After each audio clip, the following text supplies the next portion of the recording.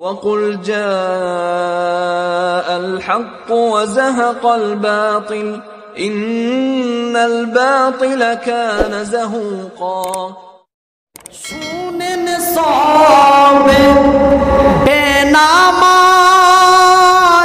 গো বসিয়া মৃত্যু ব্যক্তি কি রূপে যাই চলিয়া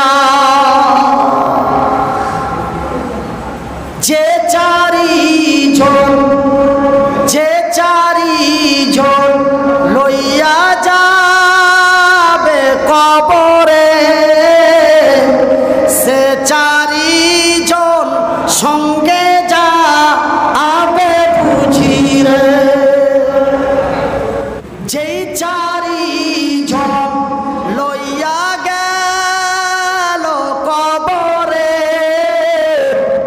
সেই চারিজন সঙ্গে যাবে বুঝি রে সেই চারিজন অবশেষে গেল না কবরেতে নামা আইলেন দুইজনা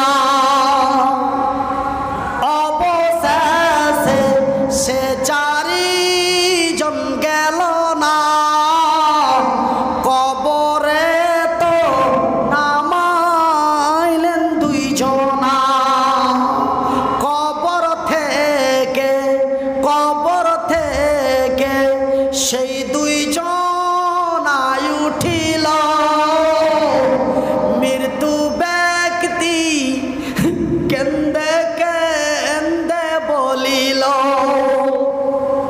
অবশেষে সেই চারিজন গেল না কবরে তো নামাইলেন দুইজনা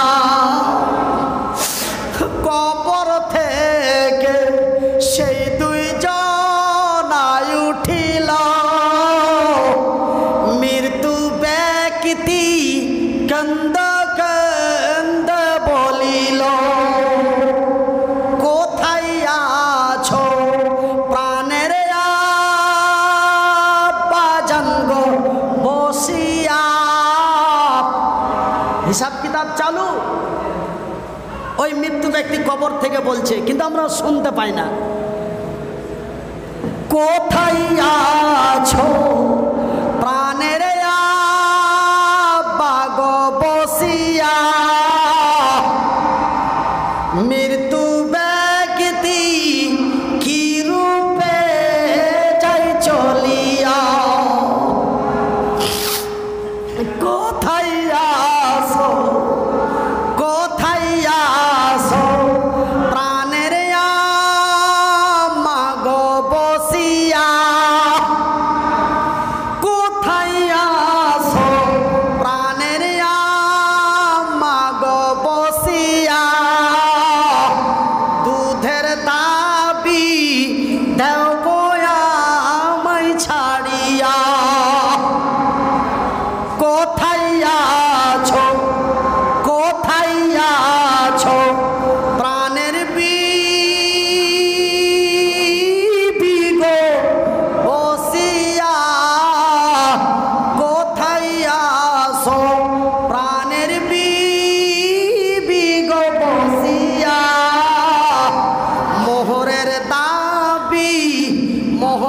দাবি দাও গোয়া আমায় ছাড়িয়া সাপে কাটিবে গঞ্জ মারিবে হাই রে হায় সাপে কাটিবে গঞ্জ মারিবে হাই রে হায় এরকম কষ্ট কোনো দিনও নাহি পাই সাপে কাটিবে গঞ্জ মারিবে হাই রে হায় এরকম দুঃখ কোনো দিনও নাহি পাই শুনেন সব হবে বেনামাজি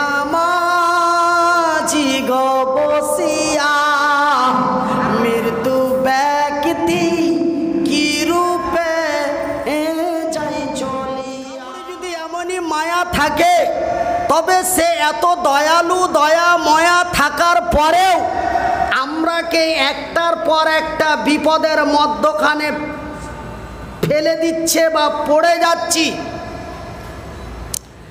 আমরা বিগত ফেব্রুয়ারি মাস থেকে নিয়ে আজ পর্যন্ত আমরা করোনা ভাইরাস এক মহামারী অসুখের কারণে কত রিক্সাওয়ালা প্রাণ হারালো।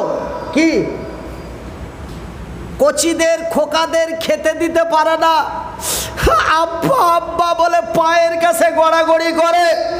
কচিদের ছোট ছোট বাচ্চাদের মুখের দিকে তাকিয়ে না দেখতে পেরে বাবা তার গলায় ফাঁস দিয়ে মারা গেল। এই যে বিপদ, এই যে বিপদ, এই যে বিপদ আমাদের কাছে একটার পর একটা, একটার পর একটা আমাদের কাছে আসতে আছে। বিপদ কেন পিছা ছাড়ে না? আজকে শুধু পশ্চিমবঙ্গ নয়, সারা ভারতবর্ষ বলে নয়, সারা বিশ্ব অর্থনৈতিক দিক দিয়ে প্রায় 20 সালের মতো পিছনে পড়ে গেল। তবে আমরা তো পবিত্র কোরআনে সুন্দর ভাষায় পড়েছি, বিসমিল্লাহির রহমানির রহিম।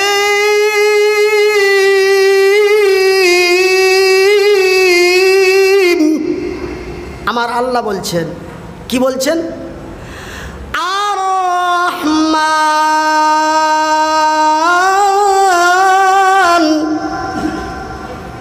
আমি বড় দয়াবান, আমারই নাম রহমান, আমি অতি দয়ালু দয়াদাতা, আমার দয়া এবং মায়ার কোনো সীমা নাই। নারায়ে তাকবীর, নারায়ে তাকবীর। তবে আমার আল্লাহ এতই দয়ালু, আমার আল্লাহ এতই দয়াদাতা, যিনি ওহু আলা কুল্লি শাইইন কাদির, যিনি আকাশ এবং জমিনের মালিক, যিনি চন্দ্র এবং সূর্যের মালিক, যিনি সার্বভৌমত্বর মালিক, তিনি এত দয়ালু দয়াদাতা। তার এত দয়াময়া থাকার পরে তিনি আমাদের কেন একটার পর একটা বিপদের মধ্যখানে ফেলে? একটার পর একটি কেন গজব আমাদের দেশে আসে? কখনো আসে করোনা ভাইরাস, কখনো আসে কলেরা, কখনো আসে ভূমিকম্প, কখনো আবার ঘূর্ণিঝড়ে জলোচ্ছ্বাস করে দেয়। কেন এমনটাই হয়ে যায়? আমার ভাইয়ের, আমার বন্ধুরা, মুর্শিদাবাদ ডিস্ট্রিক্টের লোকেরা, আমি মনিরুদ্দিন আপনাদেরই ভাই, আপনারা যেন আমারই ভাই। আমি মনিরুদ্দিন আপনাদের কাছে বলি, ভাই শুনে রাখুন, আল্লাহর আযাব আল্লাহর জমিনে কখন আসে? আল্লাহর গজব আল্লাহর জমিনে কখন আসে? যখন আল্লাহর জমিনের উপরে অন্যায়, অত্যাচার, অবিচার, অশ্লীলতা, নির্যাতন, ধর্ষণ, জুলুম, ব্যভিচার বেড়ে যায়। আমার আল্লাহ আর বরদাস্ত করতে পারেন না। তবে ভাই গো, আমরা বড় সৌভাগ্যবান যে আমরা নবী মুহাম্মাদের উম্মত। নারায়ে তাকবীর। আমরা নবী মুহাম্মাদের উম্মতের কারণে ছোট ছোট ব্যাড়ের উপর দিয়ে চলে যায়, ছোট ছোট আযাবের উপর দিয়ে যায়। যদি খোদা না খাস্তা, আগার খোদা না খাস্তা যদি নূহ নবীর উম্মত হতাম, তবে কি অবস্থা হতো বলা যায় না। আমাদের বর্তমান যা চরিত্র, আমাদের বর্তমান যা ব্যবহার, খোদা না খাস্তা আমরা নবী মুহাম্মাদের উম্মত না হয়ে যদি আমরা হযরতে লূত আলাইহিস সালাতু ওয়াস সালামের উম্মত হতাম, আমাদের উপরে কি গজব আসতো বলা যায় না। যেমন পূর্বে হযরতে লূতের কমের উপরে এমন গজব এসেছিল, হযরতে নূহ আলাইহিস সালাতু ওয়াস সালামের উম্মতের উপরে বিশাল গজব এসেছিল। আমাদের তো সামান্য করোনা ভাইরাস, আর স্যাম্পল 150 থেকে 200 কিলোমিটার দ্রুতবেগীতে ঘূর্ণিঝড় বা আমফান।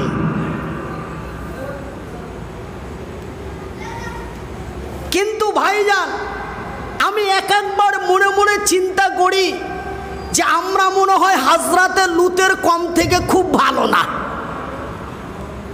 হযরতে লূত আলাইহিস সালাতু ওয়াস সালামের কমকে মহান স্রষ্টা কেন নষ্ট করেছিলেন জানেন? কি কারণে বরবাদ করেছিলেন জানেন? তাদের বদমাশিটা কি ছিল আর আমাদের বদমাশিটা কি, আর তাদের বদমাশিটা ছিল কি? আমাদের অন্যায়টা কি, তাদের অন্যায়টা ছিল কি? আমাদের অন্যায় হলো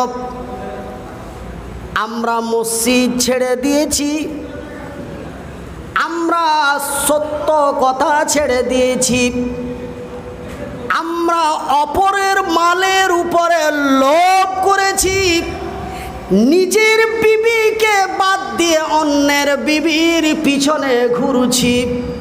এই হলো আমাদের অন্যায়, এই হলো আমাদের অশ্লীলতা, এই হলো আমাদের অবিচার।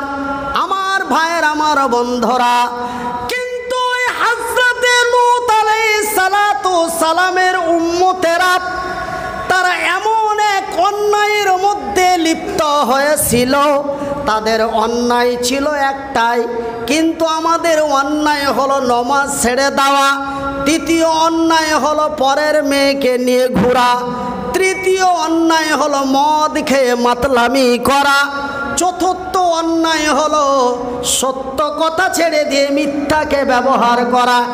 এমনি করে করে একটি একটি করে যদি আপনাদের কাছে বলা যায়, প্রায় 15 থেকে 17টা অন্যায়ে লিপ্ত হয়ে আছে মুহাম্মাদের উম্মতেরা।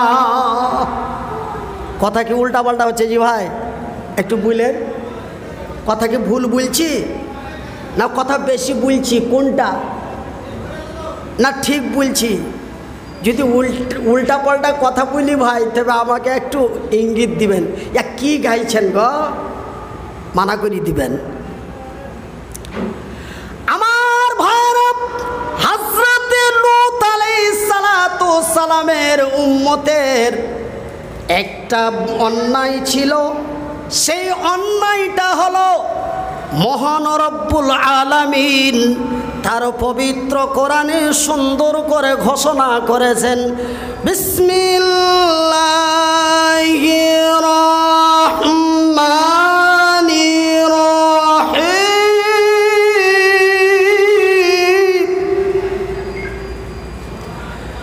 ওয়া খালাকনাকুম আজওয়াজা,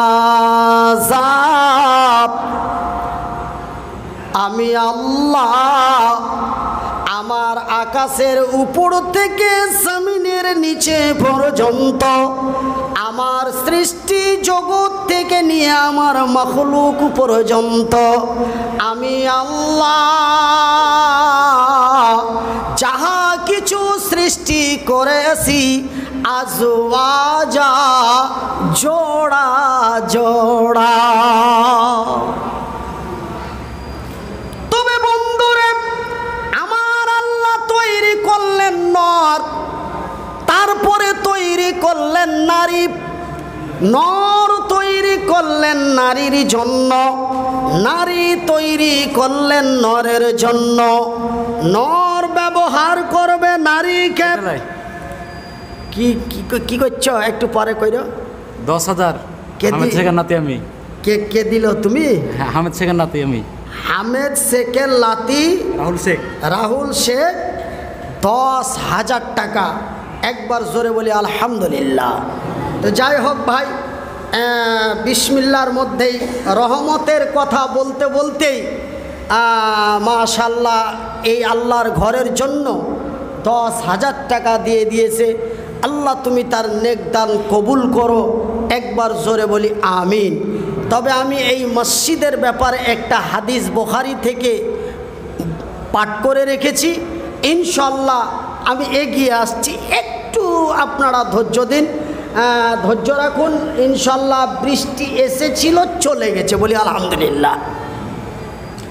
আর যে গরম পড়ছে গো ভাই, বাড়িতে ঘুমও আসবে না, খালি লুঙ্গি হিলাবেন আর গড়াগড়ি করবেন, তাখানে এটি পড়ি থাকেন, বরঞ্চ লাভ আছে, অবশ্যই লাভ আছে, বিশ্বাস করুন লাভ আছে। আর বাড়িতে যেই জামা খুলি খালি লুঙ্গিটা এমনি এমনি করবেন, আর লাইন যদি চলে যায় তবে তো হইল। তো যাই হোক ভাইয়ের আমার, বন্ধুরা আমার, তো আমার আল্লাহ রব্বুল আলামিন নর বানিয়েছেন নারীর জন্য, আর নারী বানিয়েছেন নরের জন্য। নর ব্যবহার করবে নারীকে, নারী ব্যবহার করবে নরকে। নর ছাড়া নারী চলতে পারে না, নারী ছাড়া নর চলতে পারে না। একবার জোরে বলি সুবহানাল্লাহ। মহান স্রষ্টা উভয়কে প্রয়োজনীয় হিসাবে তৈরি করেছেন, একবার জোরে বলি আলহামদুলিল্লাহ। কিন্তু হযরতে লূত আলাইহিস সালাতু সালামের কমেরা ওরা নারীর সাথে মিলন না করে, নারীকে ব্যবহার না করে তারা পুরুষের সাথে মিলন করত। এত বড় অন্যায় আমার আল্লাহ বরদাস্ত করতে পারেন নাই। মহান স্রষ্টা তাদের বিশাল আযাব গজব দিয়ে জিব্রাইলকে দিয়ে শেষ করে দিয়েছে। আমার ভাইরা, এমন অন্যায় অশ্লীলতা যখন হযরতে লূত আলাইহিস সালামের কমের মধ্যে আরম্ভ হয়ে গেল, ভাইজান আমার আল্লাহ বরদাস্ত করতে পারলেন না। জিবরাইলকে ডেকে বলেন, ওগো জিবরাইল, লূতের বাড়িতে যাও আর লূতকে সংবাদটি দিয়ে দাও, আমি তাদের বরবাদ করে দিতে চাই। কেন? আমি আল্লাহ নারী তৈরি করেছি পুরুষের জন্য, পুরুষ তৈরি করেছি নারীর জন্য। পুরুষ ব্যবহার করবে নারীকে, নারী ব্যবহার করবে পুরুষকে। কিন্তু তারা পুরুষ হইয়া পুরুষের সঙ্গে মিলন করে, আমি আল্লাহ আর বরদাস্ত করতে পারি না। যাও জিবরাইল যাও, হযরতে লূত আলাইহিস সালামকে খবরটি দিয়ে দাও। হযরতে লূতের বাড়িতে জিবরাইল মানুষের রূপ ধারণ করে আসলেন। ভাই গো আমার আব্বা জানেরা, ওই জিবরাইল হযরতে লূতের বাড়িতে মানুষের রূপ ধারণ করে লূতকে সংবাদ দিতে আসলেন। হযরতে লূত আলাইহিস সালাম জিবরাইলকে দেখে বাড়ির মেহমান মনে করেছে। যেমন আমি আপনাদের মেহমান, গাড়ি এইখানে আসা মাত্রই আপনারা কি খিদমত চালু করে দিলেন, সুবহানাল্লাহ। একদম ঘাড়ে কইরি উপরে নিয়ে গেলেন, ইয়া খাবেন, ওয়া খাবেন, ইটা খাবেন, সিটা খাবেন, কি খাবেন গো বুঝলেন না? আল্লাহু আকবার। তো হযরতে লূতের বাড়িতে জিবরাইল মানুষের রূপ ধারণ করে যখন এসছে, হযরতে লূত আলাইহিস সালাম ভেবেছেন যে কি আমার হয়তো কোনো মেহমান এসছে। ওই মেহমানের মেজবানি করার জন্য হযরতে লূত আলাইহিস সালাম দৌড়াদৌড়ি আরম্ভ করে দিয়েছে। জিবরাইল বলেন, ওগো লূত, আমি তোমার মেহমান নই গো, আমি তোমার মেহমান নই গো, আমি আল্লাহর ফেরেশতা জিবরাইল। এই ব্যাপারে লম্বা একটি ঘটনা আছে। যাই বা হোক, সেই দিন জিবরাইল সংবাদ দিয়ে দিল লূতকে, তার কিছুদিন পরেই বিশাল এক আযাব গজব দিয়ে হযরতে লূতের কওমকে বরবাদ করে দিয়েছে। এমন করে হযরতে সালেহ আলাইহিস সালাতু সালাম বলে একজন নবী ছিলেন, তাদের অন্যায়টা কি ছিল জানেন? আমরা যেমন দাদাগিরি করি না? আমরা অনেকে, আপনাদের বহরমপুরে দাদাগিরি চলে?